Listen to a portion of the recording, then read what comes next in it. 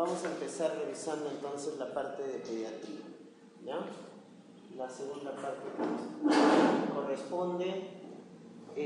Una parte importante entonces es el capítulo de neonatología, ¿no? Vamos a revisar entonces algunos temas que han preguntado en los diferentes exámenes, ¿correcto? Muy bien, comenzamos con este primer tema, que es la atención inmediata al recién nacido. Entonces acá nos han hecho preguntas sobre algunos test, y el más importante, el test de Apgar. Entonces, recontra conocido, no se olviden Apgar, de apariencia, el color de la piel, frecuencia cardíaca, pulso, gesticulación, reflejos, actividad, tono y respiración. No es frecuencia respiratoria, ojo, es esfuerzo respiratorio, ¿ya? ¿Qué mide el test de Apgar? Mide la vitalidad del recién nacido, ¿correcto? Muy bien, pero hay otros test que también hay que recordarnos entonces en neonatología. Entonces, cuando nos hablan de cómo está la madurez neurológica, respiratoria y cardíaca, todo, por eso hablamos de la vitalidad, entonces eso lo evaluamos con el test de Apgar, ¿correcto? Pero si nos preguntan sobre solamente la función respiratoria, entonces ahí hablamos del test de Silberman-Anderson, ¿correcto? Test de Silberman, función respiratoria. Y si nos evalúan o nos preguntan el test para evaluar la edad gestacional, allá. Si se trata de un recién nacido a término, el test de Capurro, que es el más utilizado, pero si es un pretérmino, mejor el test de Bayard, ¿correcto? Test de Bayard. Yo pienso que el examen se debe ir con estos 4 tests, revisándolo bien, ¿correcto? Edad gestacional, recién nacido a término Capurro, prematuro Bayard, Apgar, vitalidad, neurológico, respiratorio, cardíaco, Silberman-Anderson, función respiratoria. ¿Ya? Mide el distrés respiratorio. Ya sabemos el Apgar qué mide entonces y cuáles son los parámetros, lo han preguntado. Entonces, ¿qué parámetros mide el Silberman? También son 5, ¿correcto? De arriba hacia abajo es aleteo nasal, 1, 2, tiraje subcostal, 3, retracción sifoidea, 4, quejido expiratorio y 5, disociación tóraco-abdominal. Esos son los 5 parámetros del test de Silberman. Test de Capurro también son 5, ¿no? Ya lo habrán visto. El test de Capurro es pabellón auricular, oreja, pabellón auricular, 1, 2, medida del nódulo mamario, 3, del pezón mamario, 4, piel, y 5, los pliegues plantares. Pliegues plantares. ¿Correcto? Muy bien. El test de Bayard son 6 físicos y 6 neurológicos. ¿Qué tienen que agregar en físico al test de Bayard? Los genitales, ¿no? Los genitales. Y los neurológicos, ahí están las medidas de los ángulos, ¿no? Uno que han preguntado bastante es ventana cuadrada. ¿Qué es ventana cuadrada? Ángulo de la muñeca, ¿correcto? Se mide el ángulo de la muñeca en el recién nacido. Ventana cuadrada. Otro signo, signo de la bufanda, es ponernos con el brazo contrario cómo está de forma pasiva al neonato. Le hacemos agarrar el brazo, ¿no es cierto?, contra la clavícula contralateral y vemos el reflejo de volverlo, si es capaz de volverlo a la posición normal. Eso se llama el signo de la bufanda, ¿ya? Entonces, eso también se mide el signo, el ángulo del codo, el ángulo de la fosa poplitea, ¿correcto? Muy bien, entonces no se olviden, esos son los test que tienen que revisar. Pero ahí les he dado ya los datos más importantes.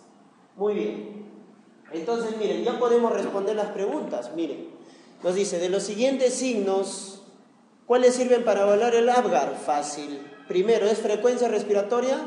No, falso, pues. Segundo, verdadero. Frecuencia cardíaca, 2. Irritabilidad, gesticulación, reflejos, verdadero. 3 va. 4, esfuerzo respiratorio, verdadero. 5, tono muscular o actividad. 6, aleteo nasal, no. 7, color de piel, sí, apariencia. Entonces, ¿cuál es la respuesta? 2, 3, 4, 5 y 7. Clave D. ¿Estamos? Muy bien. La valoración del test de Apgar en el recién nacido, ¿qué nos permite? ¿Determinar la edad gestacional, la función cardíaca o evaluar la fisiología general? Evaluar la fisiología general.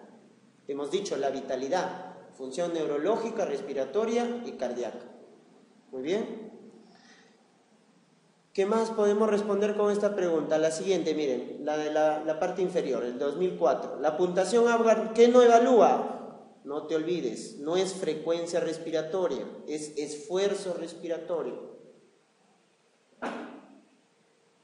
Muchas veces esto se confunde, hasta los residentes, en el examen de residentado. Cuando yo tengo, y lo vamos a ver un poquito más en RCP de neonatos, cuando yo tengo un recién nacido, ¿no es cierto?, voy a recibir, yo me debo preguntar, ¿cuál es la edad gestacional? ¿No es cierto?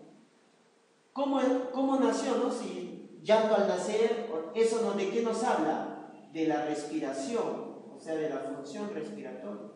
¿Lloró al nacer o no? Función respiratoria, ¿correcto? Miren, respiración, llanto, ¿correcto? Regular, ¿no?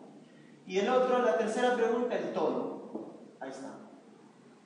Entonces, si alguna de estas respuestas es patológica, entonces yo ya debo estar preparado, porque lo más probable es que haga reanimación. El 10% de los neonatos van a necesitar reanimación y el 1% incluso van a necesitar compresiones torácicas o incluso el uso de epinefrina.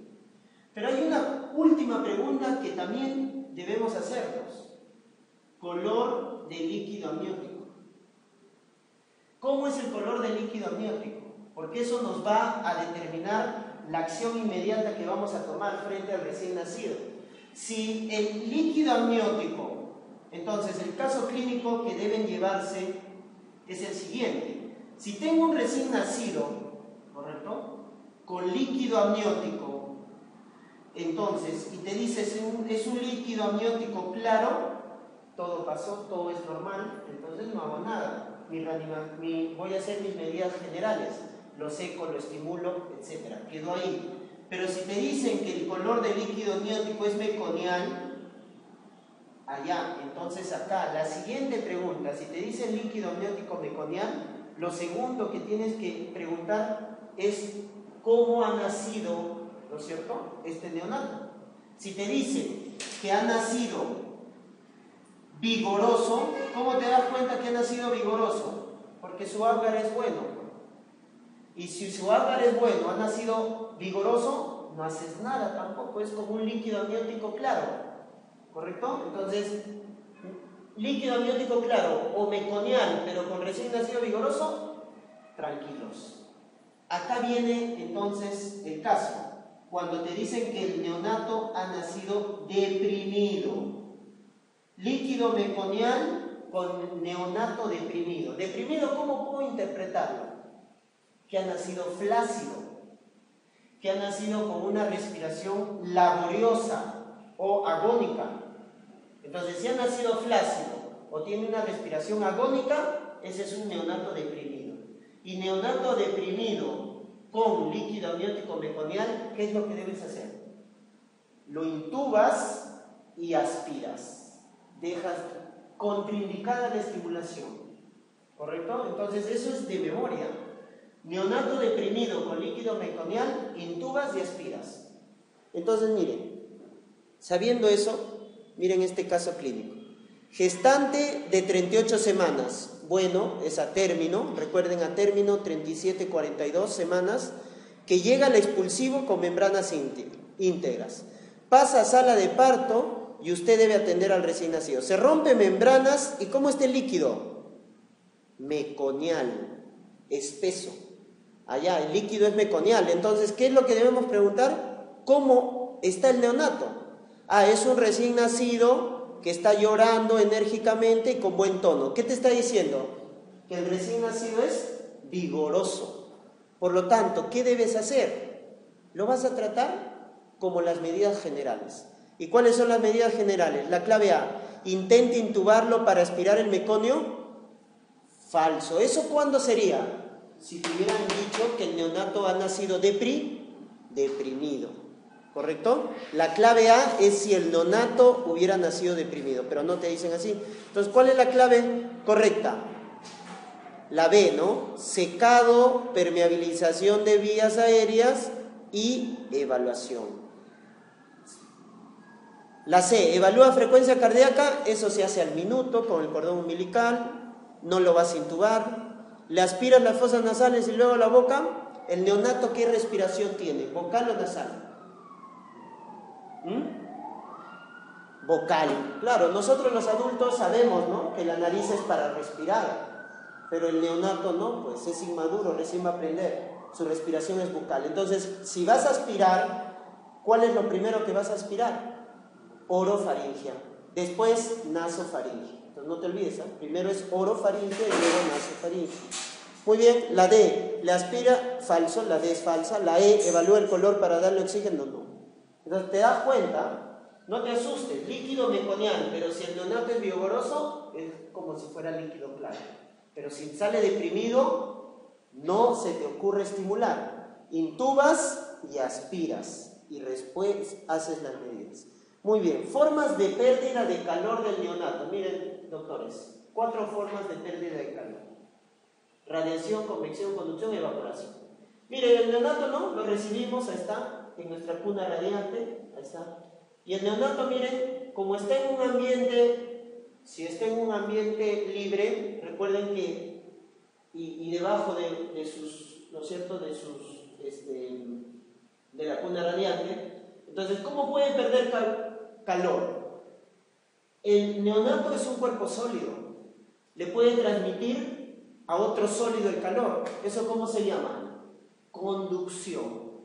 Cuando un sólido con otro sólido están en contacto, pierde, uno le transfiere al otro, ¿no es cierto? Del más caliente al más frío le transfiere calor, ahí está, y eso se llama conducción. Entonces, sólido en contacto, conducción. Muy bien. Doctores, y si es sólido pero están a distancia, eso se llama radiación. O sea, el neonato le puede transmitir a la pared calor, ¿correcto? Y de esa manera pierde. Entonces, sólido, si están en contacto, conducción. Si están a distancia, alejados, radiación.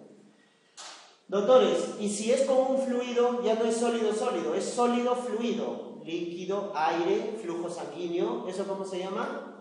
Eso se llama convección. Convección es un sólido con un fluido. Lo más típico en la sala de partos, las corrientes de aire. Entonces la corriente de aire le quita calor, eso se llama convección. Y la cuarta forma, evaporación. Entonces, sólido, líquido, el agua en diferente estado, ¿no es cierto?, de líquido a vapor va a ganar calor, consume calor. Eso también le hace perder calor al neonato. Entonces, cuando el agua pasa de líquido a vapor, tiene que ganar calor. Y eso le hace perder calor al neonato. Eso se llama evaporación. 4 formas de pérdida de calor. ¿Estamos? ¿Se entendió? ¿Cuál es la más importante? O digamos, por la que pierde más calor el neonato, y más si es prematuro o bajo peso. Por radiación. ¿Saben por qué? Porque recuerda que la radiación es, ¿no es cierto?, con los cuerpos alejados. Entonces recuerda que el prematuro o el bajo peso tiene todavía más superficie. Recuerden que la relación superficie-volumen, está aumentada, ¿no es cierto?, en el prematuro. Entonces va a perder más calor por radiación. Ya, entonces no se olviden que la forma más importante es por eso que cuando nacen prematuros hay unas bolsitas, ¿correcto?, que se les aplica a los prematuros, ¿no?, para evitar la pérdida por radiación. Ya está. ¿Un recién nacido perderá calor por radiación? Sí. ¿Cuál es la respuesta? Radiación es sólido a distancia.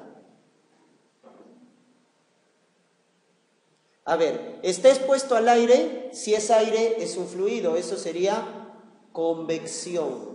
No se le seca correctamente, Evaporación. ¿Se produce evaporación? No. ¿Sus ropas están frías? Conducción. Si se le desnuda en un ambiente frío. Claro, pues, ¿no? Objetos fríos, pared fría, va a perder por radiación. Muy bien. Esa es la respuesta correcta. Seguimos. A ver. ¿Qué otra cosa nos han preguntado? Dice, el 99% de los recién nacidos normales eliminan el meconio hasta las... Entonces ahí están, ¿no? Ahí están las cosas que ustedes deben reconocer como normales, fisiológicas en un recién nacido.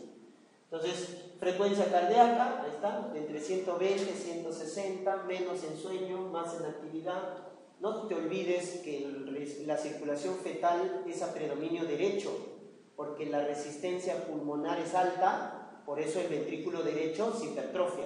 Por eso cuando nace, ¿dónde está el eje eléctrico? A la derecha, y eso es fisiológico. En cambio, si recibes un neonato y tiene hipertrofia de ventrículo izquierdo, eso es patológico, sí o sí, o eje izquierdo. Miren, muy bien, frecuencia respiratoria, más de 60 ya es polimnia, correcto, es taquimnia, más de 60. A partir de los 2 meses, más de 50. Expulsión de meconio en las primeras 48 horas. Expulsión de la primera micción, primeras 24 horas. Por lo tanto, la respuesta ¿cuál es? Eliminan el meconio en las primeras 48 horas y la micción en las primeras 24 horas. ¿Ya? ¿Qué pasa, doctores, si ustedes tienen un neonato y le informan, la enfermera les dice, doctor, ya han pasado 48 horas, no hay meconio, no hay rasgos de meconio? La primera causa es estreñimiento. Segunda causa, estreñimiento, constipación. Segunda, que es algo funcional en la mayoría de los casos.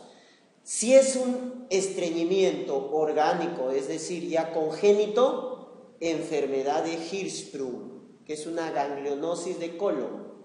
Recuerden que el Hirschsprung es la causa más frecuente de obstrucción intestinal baja en el recién nacido. ¿Ya? Otra causa, el meconio se puede impactar. ¿Se recuerdan en los ancianitos qué pasa con las heces? Se impactan, ¿no? El fecaloma. Los recién nacidos también pueden tener eso. El meconio se puede impactar. Si ese meconio impactado lo hace en el recto sigmoides, se llama síndrome de tapón meconial. Si se impacta en recto sigmoides. Y si se impacta en ilion, en intestino delgado, se llama ilio meconial. ¿Correcto? Tapón meconial, recto sigmoides. Ilio meconial, como el nombre lo indica, se impactó en ilio. Cada uno, doctores, cuando uno diagnostica eso, por la radiografía lo puede hacer, porque hay dilatación de asas delgadas en el ilio meconial y en el tapón meconial hay dilatación de asas gruesas porque es en colon. Uno debe descartar algo. Si usted, doctor, diagnostica ilio meconial, debe descartar fibrosis quística. Entonces, ¿qué le pides? Test de sudor,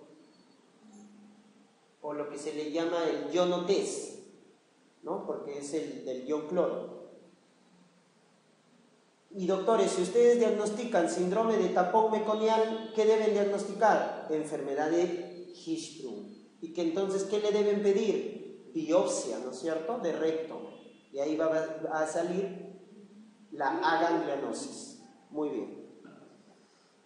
La siguiente. Nace un niño de 40 semanas de edad gestacional con Apgar 9, o sea, es un neonato vigoroso, pesa 3,5 kilos, normal. El requerimiento de glucosa para este recién nacido es de, en promedio, recuerden que en las primeras 2 horas el neonato va a hacer una hipoglicemia transitoria, fisiológica, en las primeras 2 horas, por esta transición de vida intrauterina a vida extrauterina. ¿Correcto? En las primeras 2 horas hace una hipoglicemia fisiológica transitoria. Si esa hipoglicemia, más allá de las 2 horas, se prolonga, sobre todo en un prematuro, en un bajo peso, en un niño séptico, etcétera, eso ya es patológico. ¿Cuál es el punto de corte para hablar de hipoglicemia patológica? Es controversial, ¿no? Muchas guías dicen, pero recuerden el numerito 47, ¿no? Algunos 45 ya, 45, 47. O sea, un neonato con una glicemia más allá de las 2 horas, menos de 47, sí o sí es patológico. Obviamente, si es sintomático, apnea, bradicardia, temblor, etcétera, ya es obviamente patológico, ¿ya? Y el actuar va a ser diferente. Muy bien, entonces, pero ¿cuánto es la producción de glucosa de un neonato en la parte fisiológica? O sea, ¿cuánto es su requerimiento normal de glucosa? Acá está, ¿no? De 4 a 6 miligramos por kilo minuto. Es el requerimiento de glucosa en un recién nacido. Por lo tanto, la respuesta acá más adecuada, la que más se acerca, es la clave C, de 5 a 7. ¿Correcto? De 5 a 7. Es por eso que cuando tú tienes un niño con hipoglicemia, miren, ¿no? Tienes un recién nacido y su glucosa sale menos de esto. Entonces, la pregunta ¿cuál es? Hipoglicemia, ¿no? La pregunta es, ¿hay clínica o no hay clínica? ¿Hay niño asintomático o sintomático? Si es asintomático, entonces lo segundo que te tienes que preguntar es cuánto está el valor. Porque si el valor es más de 35, pero obviamente menos de 37, pero menos de 35 son dos casos diferentes. Cuando es menos de 35, el daño neurológico va a ser más frecuente. Incluso puede dejar secuela, ¿no? Entonces, el actuar es diferente. ¿Por qué? Porque si es más de 35, pero menos de 47 la glucosa, yo le voy a dar un BIC, ¿correcto? Un BIC ¿de cuánto? Una velocidad de infusión de glucosa en promedio 6.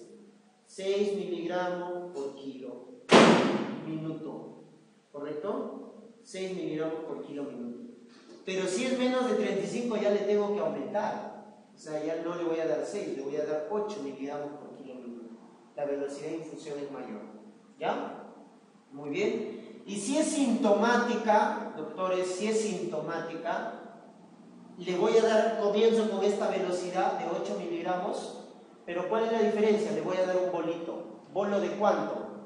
Bolo de 2 miligramos por kilo de peso. ¿De quién? De dextrosa al 10%. Dextrosa al 10%, le paso un bolo de 2 miligramos por kilo de peso. Y luego le paso una velocidad de infusión de mantenimiento de 8 miligramos por kilo minuto, ¿no? Y le voy aumentando de 2 en 2, cada media hora, dependiendo si la glicemia no aumenta. ¿Ya? Muy bien. ¿Hasta qué concentración de glucosa, de dextrosa, yo le puedo pasar por vía periférica? Puede ser pregunta de examen. Hasta 12.5%. Hasta 12.5% es la concentración de dextrosa que yo le puedo pasar por vía periférica. Si tú necesitas pasarle más concentración, porque el niño obviamente está hipoglicémico y no responde, entonces ya tienes que ponerle un catéter venoso central, o sea, una vía central. Si vas a ponerle más de una dextrosa, más de 12.5% de concentración, ¿ya? Miren la pregunta siguiente, un recién nacido a término presenta hipoglicemia sintomática. No, si es sintomática ahí ya cambia las cosas. ¿Qué le indicaría? Un bolo, obviamente, ¿no es cierto? Si es sintomática, un bolo de dextrosa, ¿al cuánto? Al 10%. ¿Cuánto? 2 mililitros, ahí está mal. Perdón, está bien, 2 mililitros por kilo de peso. Es 200 miligramos por kilo de peso. Corrección, ¿ya? 2 mililitros de dextrosa al 10% por kilo de peso y en miligramos es 200 miligramos por kilo de peso, ¿ya?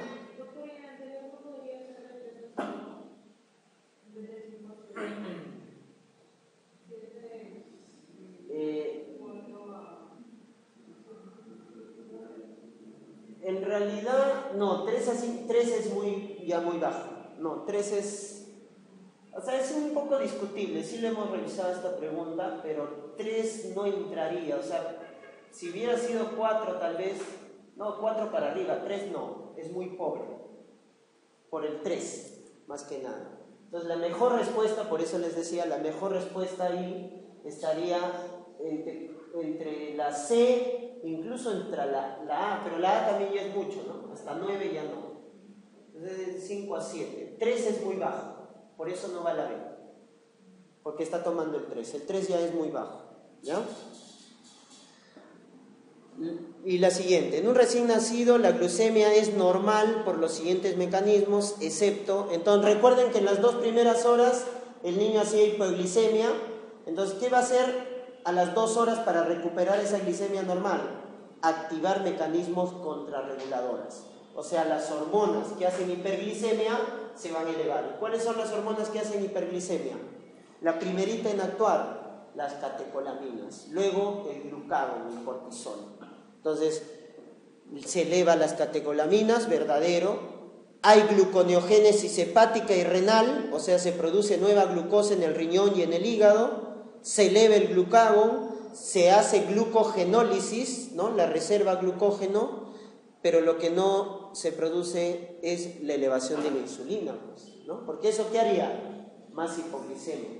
Por eso los hijos de madres diabéticas, recuerden que hacen hiperinsulinemia, y por eso los hijos de madres diabéticas muchas veces hacen hipoglicemia, ¿no? Es un factor de riesgo. Hijo de madre